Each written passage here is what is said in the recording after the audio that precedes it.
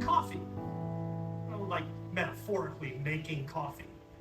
The coffee represents the whatever your instance is producing.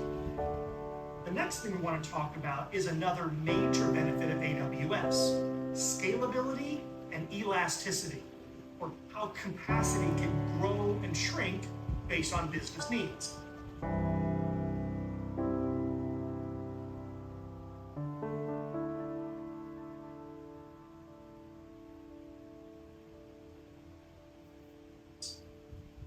Here is the on-prem data center dilemma. If your business is like 99% of all businesses out in the world, your customer workloads vary over time, perhaps over a simple 24-hour period. Or you might have seasons where you're busy and weeks that are not in demand. If you're building out a data center, the question is, what is the right amount of hardware to purchase? If you buy for the average amount, the average usage, you won't be wasting money on average. But when the peak loads come in, you won't have the hardware to service the customers, especially during the critical moments that you expect to be making all your results. Now, if you buy for the top max load, you might have happy customers, but for most of the year, you'll have idle resources, which means your average utilization is very low. And I've seen data centers with average utilization under 10% just out of fear of missing peak demand. So how do you solve the problem on premises? The truth is, you can't. And here's where AWS changes the conversation entirely. What if you could provision your workload to exactly the demand, every hour, every day? Well, now you have happy customers because they can always get the services they want. And you have a happy financial officer because they get the ROI your company needs. And here's how it works. Morgan is behind the counter. She's taking orders. And we have a decoupled system. Morgan isn't doing all of the work here, so we need somebody making the drinks. Looks like Rudy's up. Now, the first problem I want to solve is the idea that we plan for a disaster. There's a great quote by Werner Vogel that says, "Everything fails all the time, so plan for failure and nothing fails." Or in other words, we ask ourselves, what would happen if we lost our order-taking instance? Well, we'd be out of business until we get another person to work the line. Another instance up and running. So here is where AWS makes it really simple. Using the same programmatic method we used to create the original Morgan, we can create a second Morgan. So if one fails, we have another one already on the front line and taking orders. The customers never lose service. Don't forget about the back end. Let's make our processing instances redundant as well. So that gets our regular operating capacity. We now have a highly available system with no single point of failure. And as long as the number of customers in line stays the same, we're good. But you know that's going to change, right? So let's take a look at what's going to happen when we have a rush of customers, an increase in demand.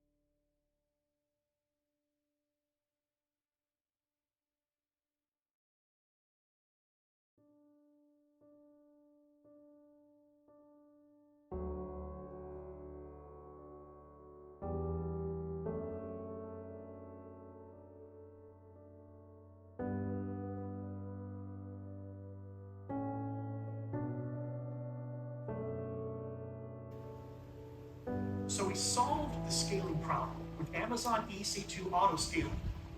Now we've got a bit of a traffic problem, don't we? Let's take a look at the situation. When customers come into the coffee shop, right now they have 3 options for which cashier to talk to place an order, and oddly enough, most of them are lining up in one line, causing an uneven distribution of customers per line, even though we have other cashiers waiting to take orders, standing around doing nothing. Customers come in and aren't sure exactly where to route their order. It would help a lot if we added a host to the situation. A host stands at the door, and when customers come into the coffee shop, they tell them which line to proceed to in placing their order. The host keeps an eye on the cashiers taking orders and counts the number of people in line each cashier is serving. Then it will direct new customers to the cashier that has the shortest line, is the least bogged down, thus allowing the lines to be even across cashiers and helping customers be served in the most efficient manner possible. The same idea applies to your AWS environment. When you have multiple EC2 instances all running the same program to serve the same purpose, and a request comes in, how does that request know which EC2 instance to go to? How can you ensure there's an even distribution of workload across EC2 instances, so not just one is backed up while the others are idle, sitting by? You need a way to route requests to instances to process that request. What you need to solve this is called load balancing. A load balancer is an application that takes in requests and routes them to the instances to be processed. Now, there are many off-the-shelf load balancers that work great on AWS. And if you have a favorite flavor that already does exactly what you want, then feel free to keep using it. In which case, it'll be up to your operations team to install, manage, update, scale, handle failover and availability. It's doable. Odds are what you really need is just to properly distribute traffic in a high-performance, cost-efficient, highly available, automatically scalable system that you can just set and forget. Introducing Elastic Load Balancing. Elastic Load Balancing, or ELB, is one of the first major managed services we're going to talk about in this course. And it's engineered to address the undifferentiated heavy lifting of load balancing. To illustrate this point, we need to zoom out a bit here. To begin with, Elastic Load Balancing is a regional construct. We'll explain more what that means in later videos, but the key value for you is that because it runs at the region level, rather than on individual EC2 instances, the service is automatically highly available with no additional effort on your part. ELB is automatically scalable. As your traffic grows, ELB is designed to handle the additional throughput with no change to the hourly cost. When your EC2 fleet auto-scales out, as each instance comes online, the auto-scaling service just lets the Elastic Load Balancing service know that it's ready to handle the traffic, and off it goes. Once the fleet scales in, ELB first stops all new traffic and waits for the existing requests to complete, to drain out. Once they do that, then the auto-scaling engine can terminate the instances without disruption to existing customers. ELB is not only used for external traffic. Let's look at the ordering tier and how it communicates with the production tier. Right now, each front-end instance is aware of each back-end instance. And if a new back-end instance comes online in this current architecture, it would have to tell every front-end instance that it can now accept traffic. This is complicated enough with just half a dozen instances. Now imagine you have potentially hundreds of instances on both tiers, each tier shifting constantly based on demand. Just keeping them networked efficiently is impossible. Well, we solve the back-end traffic chaos with an ELB as well. Because ELB is regional, it's a single URL that each front-end instance uses. Then the ELB directs traffic to the back-end that has the least outstanding requests. Now, if the back-end scales, once the new instance is ready, it just tells the ELB that it can take traffic and it gets to work. The front end doesn't know and doesn't care how many back-end instances are running. This is true decoupled architecture. There's even more that the ELB can do that we'll learn about later, but this is good enough for now. The key is choosing the right tool for the right job, which is one of the reasons AWS offers so many different services. For example, back-end communication. There are many ways to handle it, and ELB is just one method. Next, we'll talk about some other services that might work even better for some architectures.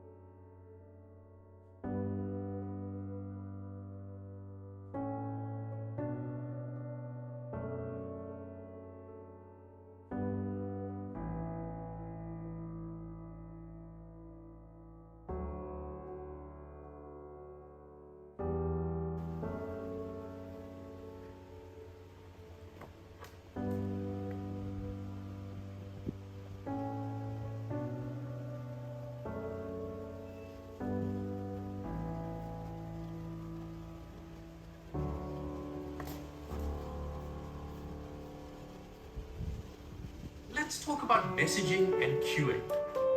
In the coffee shop, there are cashiers taking orders from the customers and baristas making the orders. Currently, the cashier takes the order, writes it down with pen and paper, and delivers this order to the barista. The barista then takes the paper and makes the order. When the next order comes in, the process repeats. This works great as long as both the cashier and the barista are in sync. But what would happen if the cashier took the order and turned to pass it to the barista, and the barista was out on break or busy with another order? Well, that cashier is stuck until the barista is ready to take the order. And at a certain point, the order will probably be dropped so the cashier can go serve the next customer. You can see how this is a flawed process, because as soon as either the cashier or barista is out of sync, the process will degrade, causing slowdowns in receiving orders and failures to complete orders at all. A much better process would be to introduce some sort of buffer or queue into the system. Instead of handing the order directly to the barista, the cashier would post the order to some sort of buffer, like an order board. This idea of placing messages into a buffer is called messaging and queuing. Just as our cashier sends orders to the barista, applications send messages to each other to communicate. If applications communicate directly, like our cashier and barista previously, this is called being tightly coupled. A hallmark trait of a tightly coupled architecture is where if a single component fails or changes, it causes issues for other components or even the whole system. For example, if we have application A and it is sending messages directly to application B, if application B has a failure and cannot accept those messages, application A will begin to see errors as well. This is a tightly coupled architecture. A more reliable architecture is loosely coupled. This is an architecture where if one component fails, it is isolated and therefore won't cause cascading failures throughout the whole system. If we coded the application to use a more loosely coupled architecture, it could look as follows. Just like our cashier and barista, we introduced a buffer between the two. In this case, we introduced a message queue. Messages are sent into the queue by application A and they are processed by application B. If application B fails, application A doesn't experience any disruption. Messages being sent can still be sent to the queue and will remain there until they are eventually processed. This is loosely coupled. This is what we strive to achieve with architectures on AWS. And this brings me to two AWS services that can assist in this regard. Amazon's Simple Queue Service, or SQS, and Amazon's Simple Notification Service, or SNS. But before I dive into those two services, let me just order a to-go coffee on our cafe website. Done. All right, well, that's great. I should get a message when that order is ready. First up, let's discuss Amazon SQS. SQS allows you to send, store, and receive messages between software components at any volume.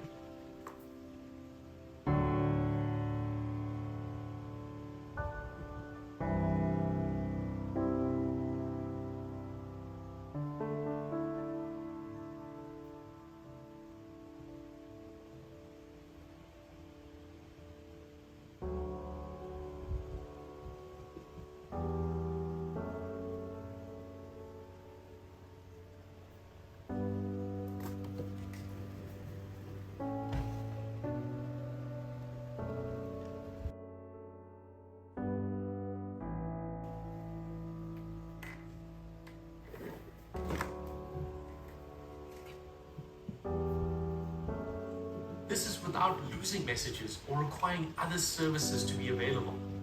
Think of messages as our coffee orders and the order board as an SQS queue. Met as our coffee orders and the order board as an SQS to be available.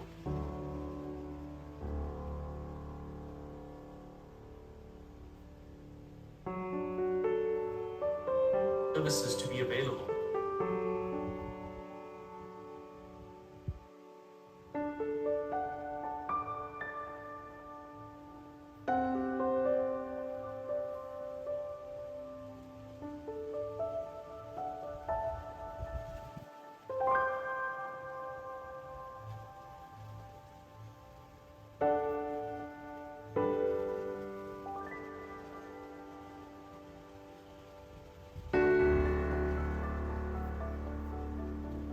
Think of messages as our coffee orders and the order board as an SQS queue.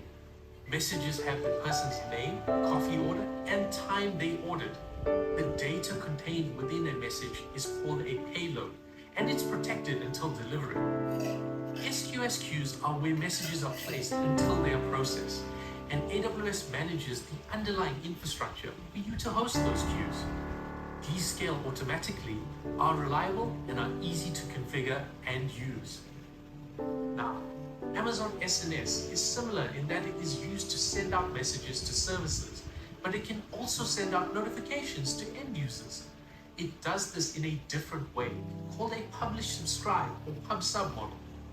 This means that you can create something called an SNS topic, which is just a channel for messages to be delivered. You then configure subscribers to that topic and finally publish messages for those subscribers. In practice, that means you can send one message to a topic, which will then fan out to all the subscribers in a single go. These subscribers can also be endpoints, such as SQS queues, AWS Lambda functions, and HTTPS or HTTP webhooks. Additionally, SNS can be used to fan out notifications to end users using mobile push, SMS, and email. Taking this back to our coffee shop, we could send out a notification when a customer's order is ready. This could be a simple SMS to let them know to pick it up, or even a mobile push. Oh, in fact, it looks like my phone just received a message. Looks like my order is ready. See you soon.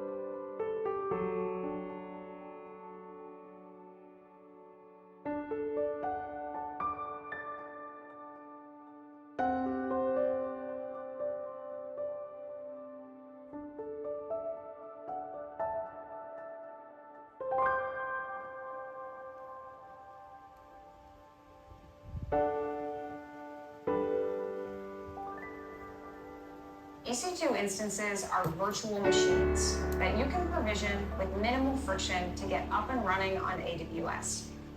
And EC2 is great for all sorts of different use cases, like running basic web servers to running high-performance computing clusters and everything in between. That being said, though EC2 is incredibly flexible, reliable, and scalable, depending on your use case, you might be looking at alternatives for your compute capacity. EC2 requires that you set up and manage your fleet of instances over time. When you're using EC2, you are responsible for patching your instances when new software packages come out, setting up the scaling of those instances, as well as ensuring that you've architected your solutions to be hosted in a highly available manner. This is still not as much management as you would have if you hosted these on premises, but management processes will still need to be in place. You might be wondering, what other services does AWS offer for compute that are more convenient from a management perspective? This is where the term serverless comes in. AWS offers multiple serverless compute options. Serverless means that you cannot actually see or access the underlying infrastructure or instances that are hosting your application. Instead, all the management of the underlying environment, from a provisioning, scaling, high availability, and maintenance perspective, are taken care of for you.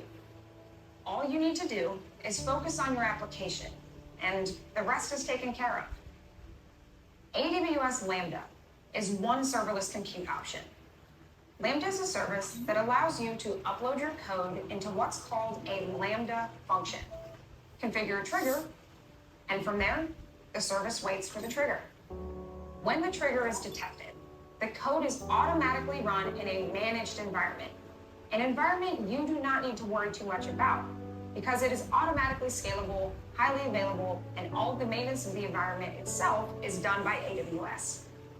If you have 1 or 1,000 incoming triggers, Lambda will scale your function to meet demand. Lambda is designed to run code under 15 minutes. So this isn't for long-running processes like deep learning. It's more suited for quick processing, like a web backend handling requests, or a backend expense report processing service where each invocation takes less than 15 minutes to complete. If you aren't quite ready for serverless yet, or you need access to the underlying environment but still want efficiency and portability, you should look at AWS container services, like Amazon Elastic Container Service, otherwise known as ECS, or Amazon Elastic Kubernetes Service, otherwise known as EKS. Both of these services are container orchestration tools. But before I get too far here, a container, in this case, is a Docker container. Docker is a widely used platform that uses operating system level virtualization to deliver software in containers. Now, a container is a package for your code, where you package up your application, its dependencies, as well as any configurations that it needs to run. These containers run on top of EC2 instances and run in isolation from each other, similar to how virtual machines work. But in this case, the host is an EC2 instance. When you use Docker containers on AWS, you need processes to start, stop, restart, and monitor containers running across not just one EC2 instance, but a number of them together, which is called a cluster. The process of doing these tasks is called container orchestration, and it turns out it's really hard to do on your own. Orchestration tools were created to help you manage your containers. ECS is designed to help you run your containerized applications at scale, without the hassle of managing your own container orchestration software. EKS does a similar thing, but uses different tooling and with different features. Both Amazon ECS and Amazon EKS can run on top of EC2. But if you don't want to even think about using EC2s to host your containers, because you either don't need access to the underlying OS, or you don't want to manage those EC2 instances, you can use a compute platform called AWS Fargate. Fargate is a serverless compute platform for ECS or EKS. That's a bit high level, and it might be confusing, so let's clear that up. If you are trying to host traditional applications and want full access to the underlying operating system, like Linux or Windows, you are going to want to use EC2. If you are looking to host short-running functions, service-oriented or event-driven applications, and you don't want to manage the underlying environment at all, look into the serverless AWS Lambda. If you are looking to run Docker container-based workloads on AWS, you first need to choose your orchestration tool. Do you want to use Amazon ECS or Amazon EKS? After you choose your tool, you then need to choose your platform. Do you want to run your containers on EC2 instances that you manage, or in a serverless environment like AWS Fargate that is managed for you? Those are just some of your compute options with AWS, and it's not even to run Docker, container-based, service-oriented operating system like Linux. If you are trying to host traditional applications and want full access to the underlying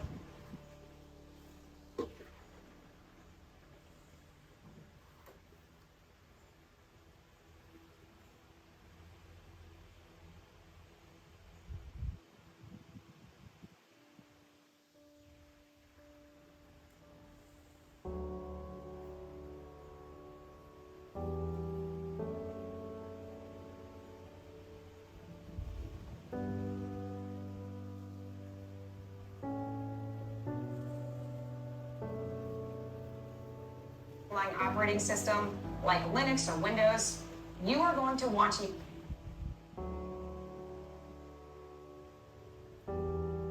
use EC2.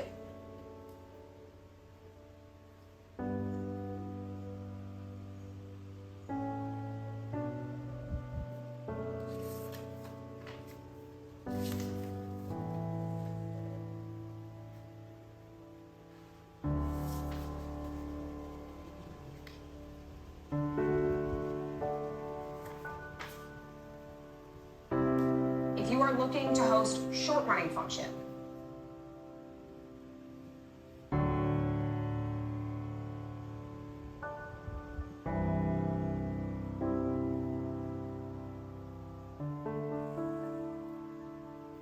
service-oriented or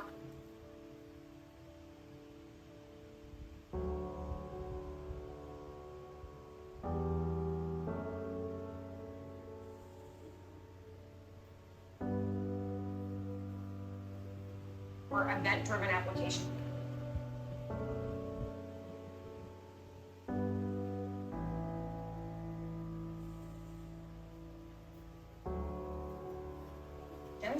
And you don't want to manage the underlying environment.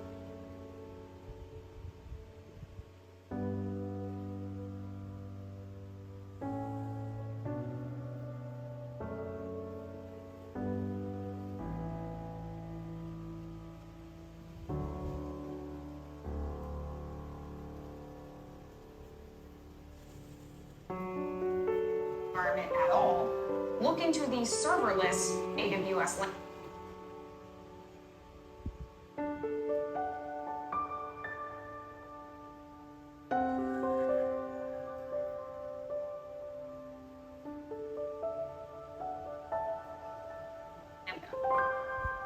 If you are looking to run Docker container-based workloads on AWS,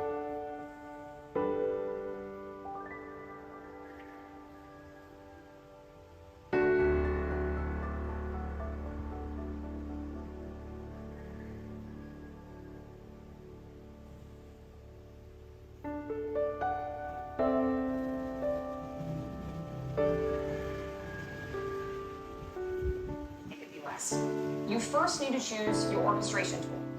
Do you want to use Amazon ECS or Amazon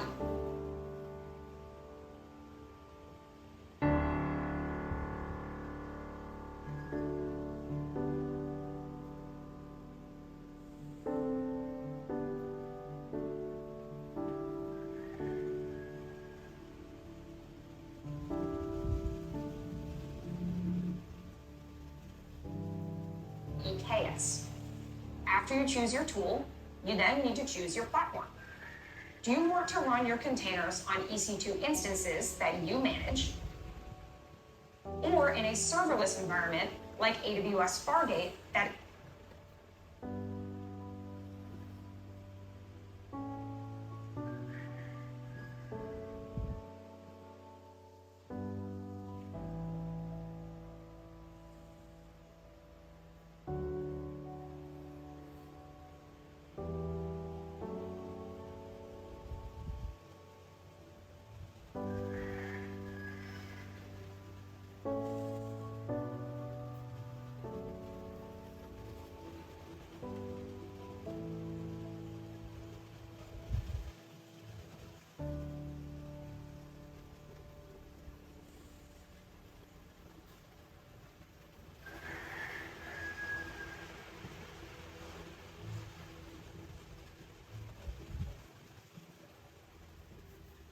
is managed for you.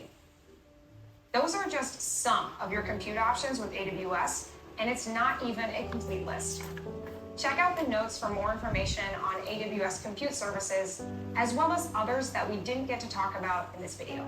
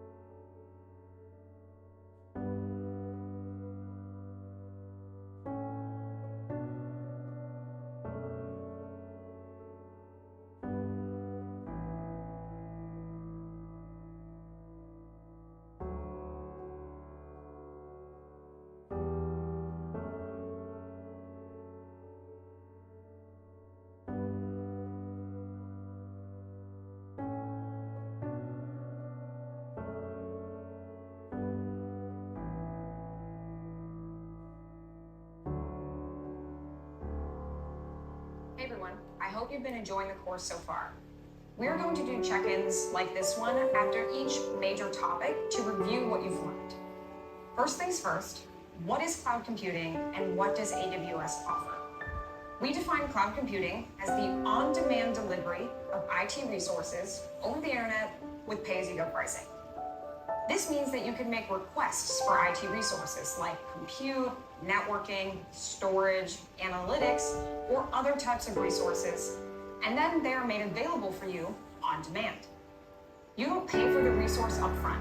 Instead, you just provision and pay at the end of the month. AWS offers services in many categories that you use together to create your solutions.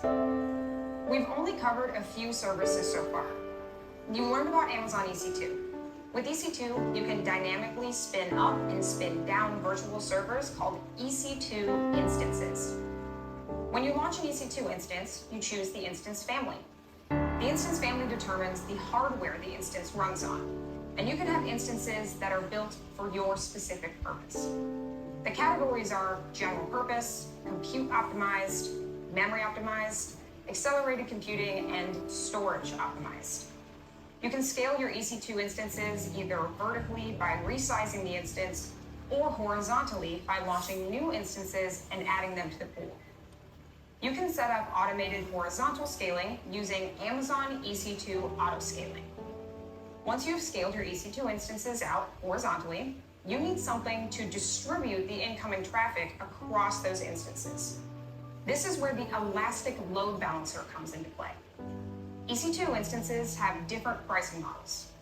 There is on-demand, which is the most flexible and has no contract.